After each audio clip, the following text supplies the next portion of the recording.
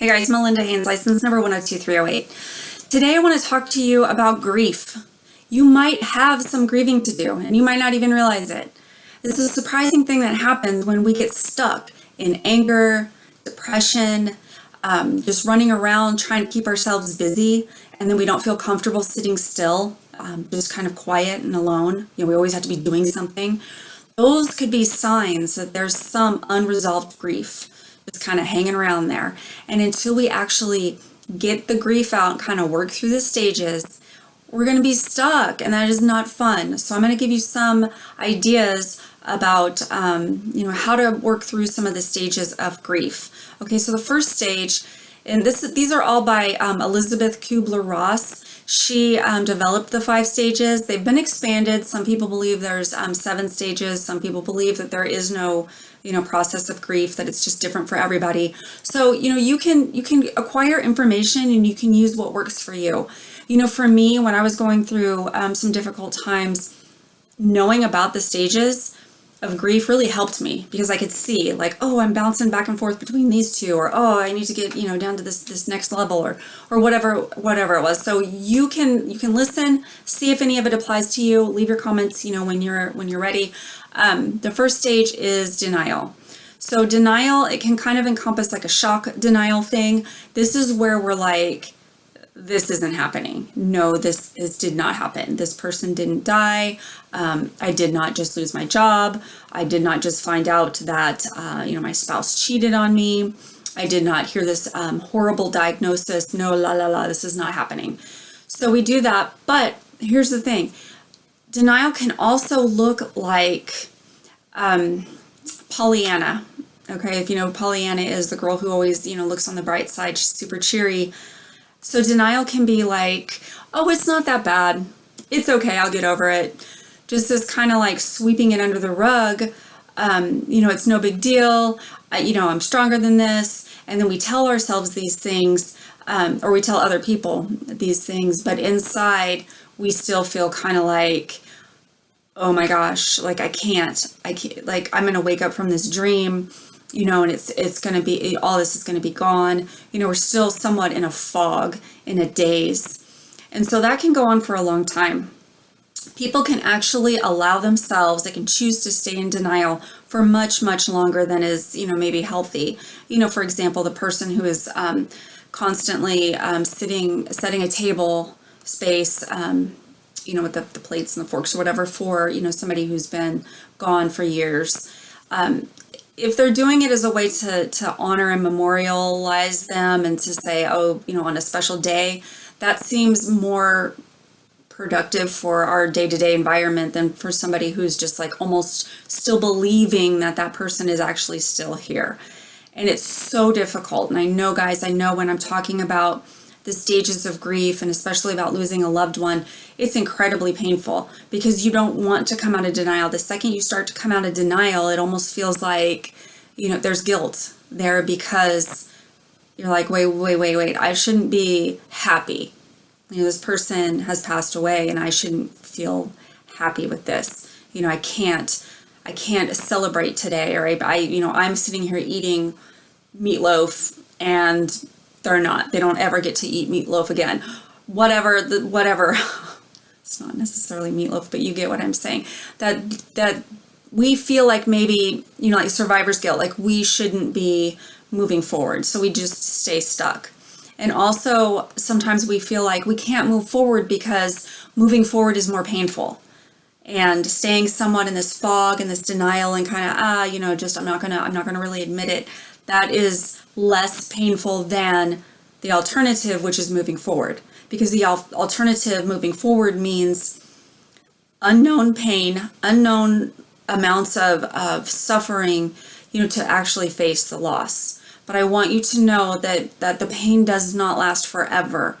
Okay, not that intense kind of pain. You may have seasons, of like anniversary grief or something that comes along occasionally. But once you do work through those stages, that the pain does lessen up. So it's a bearable kind of pain. It's almost like I have this pain now because I'm remembering what was important, or who was important, or what was lost. And so it's a different kind of pain. So if you're stuck somewhere in denial, please know that there is hope, there's feeling better through the stages. And just like any of the other videos here, I'm a therapist, but I'm not your therapist. So if you have some struggles you want to work through, please find somebody local in your area. I just want to make sure you do that. Find somebody good, okay? Because you don't always know. So make sure you interview people, find somebody that you feel really comfortable with, and work through this stuff. Okay, so the second stage, after you decide that, okay, it's time to come out of denial, we're going to go into anger, right? So once you get some anger, the anger can border on rage. You can feel so, betrayed, robbed, insulted, violated, depending on what kind of loss you experienced, you could feel all different kinds of anger. Now, for the anger stage, sometimes we stay there because moving forward means, feeling better, or that you're not upset over the loss anymore.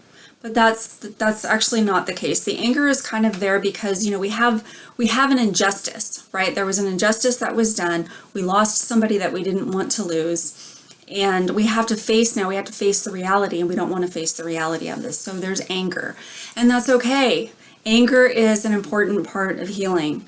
I cannot tell you how common it is for people to believe that anger is a bad emotion.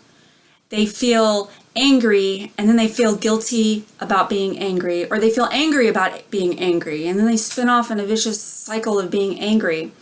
Well, what typically will happen with that anger, when we can't acknowledge our anger and use it for our healing, what happens is the anger, we hold on to it, and it sits there and either turns into some kind of depression or anxiety or self-hate. Something will happen, and then we'll spill anger out at random times, like the classic road rage, right? The people who have, the intense road rage, not just the annoying, hey, jerk, you watch where you're going. Not that kind of road rage, but the kind where, you see it on the news where somebody's pulled somebody over and yanked them out of their car, beat them up or something like that. That kind of intense road rage, that's somebody who probably got stuck somewhere, in the grieving process. They just got stuck in the anger stage.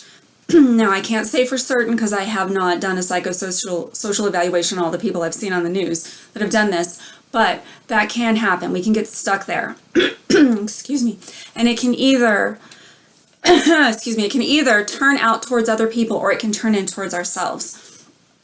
Either way, we don't want that to happen, right? Because we're either feeling bad about the behaviors that we've done, or we're sitting in jail because we've done something that was violent. So anger, good ways to release anger. Do something movement with your body. You can walk, you can run, do push-ups, punch a pillow, scream into a pillow, sing really loud, scream language that maybe somebody else doesn't want to hear really loud when you're driving out, alone, hopefully, maybe in traffic. You might get some strange looks, but that's okay. Find a way that works for you. Some people like to write letters, angry letters to whoever or whatever it was that happened. That this is not fair, you did this hurt me, I hate you, you suck, whatever it is. You write it, you can rip it up into tiny little pieces, throw it away. Just get the anger out somehow. Another common thing is being angry at God.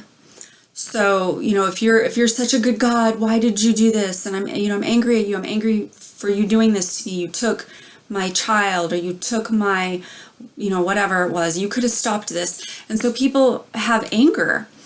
Now, I want to tell you from, I don't know your faith. I'm not trying to tell you how to believe or whatever, but if this has happened to you, God is not surprised by your anger. He's not changed by your anger. So for you to have that heartfelt conversation of, God, I'm angry at this. You could have stopped this. You could have changed this. And just to be real with him, that actually breaks you free from it.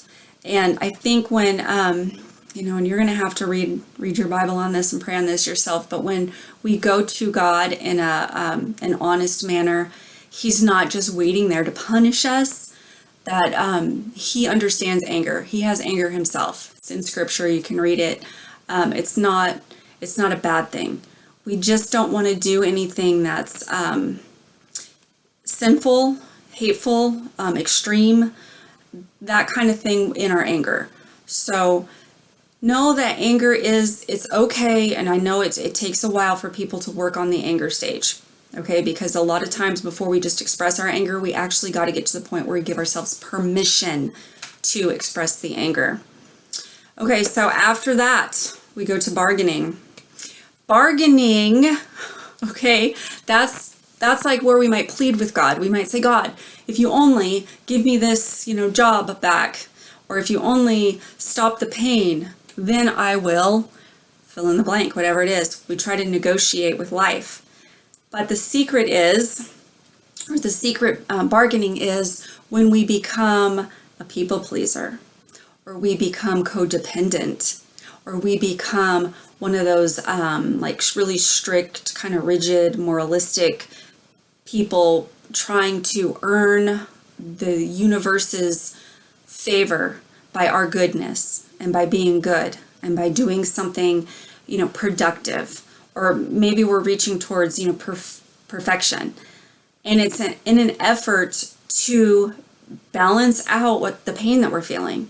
So it's like, if I do this, if I run around and I please everybody will be happy with me. I'll be able to feel good about myself, and then I won't feel so bad. I'll be able to move forward with this. And sometimes this happens before we ever even realize that we're doing this kind of thing. And that's why we end up in codependent, people-pleasing kind of relationships and situations and jobs, because we're kind of stuck in this phase. So then the next phase after that, so we've got denial, anger, bargaining, and then next would be a depression kind of state. Now, depression for grieving is not necessarily the same thing as depression, like major depressive disorder that you would be diagnosed with, DSM criteria. It's different. Grieving sadness or grieving depression is actually a stage of healing. Okay, so maybe we shouldn't even call it the stages of grief. We should call it the stages of healing from grief. But depression is just like a profound sadness. It's mourning the loss of whatever it was. And it could be, big, and it could be little.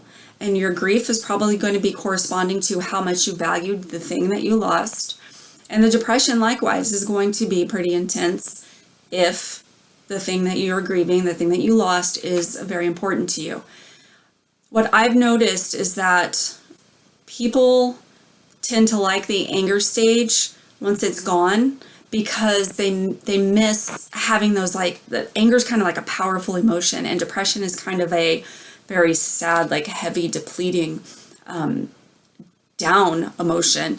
So when they start to feel the depression come in, it's like, I miss my anger. I didn't like the anger when I was angry because I felt like a bad person for being angry. But now that I'm depressed, I actually like being angry better.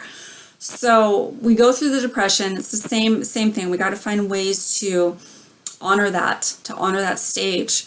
So it could be at this time where you feel like you can look back at pictures. You can maybe write a very sad, story about how you're surviving and what happened. What happened to you, how it affected you, the words that you, sometimes even if you just scribble down some words, sad, lost, broken, shattered, you write them down and you just get them out of you. That can also be a way to honor your depression. You might go and set up a memorial to somebody if you've lost them. You put flowers on their grave. You can create, a Facebook page or a blog, something that you do where you can actually get some of your sadness out. Now this can kind of come into the anniversary stuff, okay? Because we'll get sad again. We'll have the anniversary depression at the 1 year mark, the 2 year, 3 year, whatever. And yes, each year it gets a little bit easier to deal with. But if we start something early, even if it's, I'm baking cookies to take to wherever in town in honor of this thing, this person, this whatever it was, I'm doing that in honor of them. That takes some of the depression away because it gets your body and your brain moving and doing something other than just sitting being depressed. Although sitting and being depressed and crying and writhing in pain, all of that stuff is good, but you don't want to stay stuck there forever. Okay, so we take the time to cry, to grieve, but then we also take time to do something in honor of. And that's a way to kind of put a foot into the future. Now, the next stage, the final stage, supposedly the final stage is acceptance. Now, here's the thing. Acceptance does not mean, I like that this person died. It's not that. It's not saying I'm celebrating the fact that this horrible thing happened to me. I love the pain. I love pain. Hurt me more. That's not what acceptance is. Acceptance is kind of like, it is what it is. It's more of that, where not like it is what it is in a flippant kind of way where you're shrugging it off, but it is what it is in a way that you're saying, this is life. I understand, even though it hurts still, I understand that loss and pain and trial are all a part of being human. It's a part of living. And if I could pull one thing that I've learned from this as some kind of meaning or purpose, if I could do that, then I might be able to start walking in the direction of acceptance, that I've accepted that this time together with that person or that marriage or that child did this. This is what that experience left for the world. This is what that experience or that person left for me as a person. I'm stronger now because of this, or I'm more compassionate now because of this. I can help somebody else who's gone through a similar thing. However it is that you find purpose and meaning, and you get to a place where you can say, if I could have, written my story different, I probably would have, I would have changed some details, but this is how things happened in my life. Now, if you are a person of faith, you will hopefully at this point be looking forward to eternal things, and that you'll look at this whole grieving thing from an eternal perspective, so that it's just, it's not the end of your story and it's not your whole story. It's a part of your earthly story, preparing you for eternity. That's something that you have to decide if that's your perspective or not. Nevertheless, working through the acceptance phase does take some time, because sometimes we have to wrestle with feeling guilty over, living our life and going on and moving forward without the person. Now, this whole process of grieving, healing from grief, from loss, is not a straight uphill shot. Okay, it's not like we're like, I'm gonna start off today, I'm gonna go through denial, and it's not like that. It's like a crazy roller coaster ride from hell. We are all over the place with our emotions. In any one day or 1 week or 1 month, you could be all over. You could think you're in different stages. You could bounce around from all the different stages all the time. And yes, it takes work. It takes a concerted effort to say, you know what, I'm going to move to the next step. It does. You can't just blindly, with no effort, just be pushed along, like going down the lazy river. It does not happen that way. You actually have to be willing, be aware and understand, okay, right now I'm in this stage. I'm going to honor this stage for as long as I need to stay in it. And then I'm going to be looking ahead to see this next stage that I need to go through. That's part of the healing. So I hope this didn't seem too much like therapy. There's a lot of information out there regarding the stages of grief and how important it is to go through the stages of grief if you have experienced a loss. Now, if no loss immediately comes to mind for you, think about it. Write out a life plan, like your line, like when you were born, like where you went to school, like just kind of do like a little snapshot of the important things that happened in your life, and see if maybe one of the things that happened, you moved schools, a grandparent passed away, something that happened that you weren't able to grieve at the time. Maybe you were a kid, maybe you're a teenager, maybe you were even already an adult by the time you had a major loss. Maybe the people around you weren't able to meet you in your sadness and in your pain, and so you had to shove it down in order to survive. Maybe the people around you just didn't even have the skills necessary. They hadn't dealt with their own grief, and so seeing somebody else's grief was too painful for them, so they just kind of left you out, shut you out, which could actually cause another trauma on top of the trauma that you already faced when you're trying to grieve in the first place. So then you have double traumas to go through. So work through your stuff. Get a qualified professional on your team to help you work through it. Support groups are really, really, really, really helpful when you find the right one. And there's books out there. There's lots of internet information available to work your way through grief. Do something to honor what you've lost. I appreciate you for watching. Please comment below, and don't forget to subscribe. Appreciate you guys. Thank you.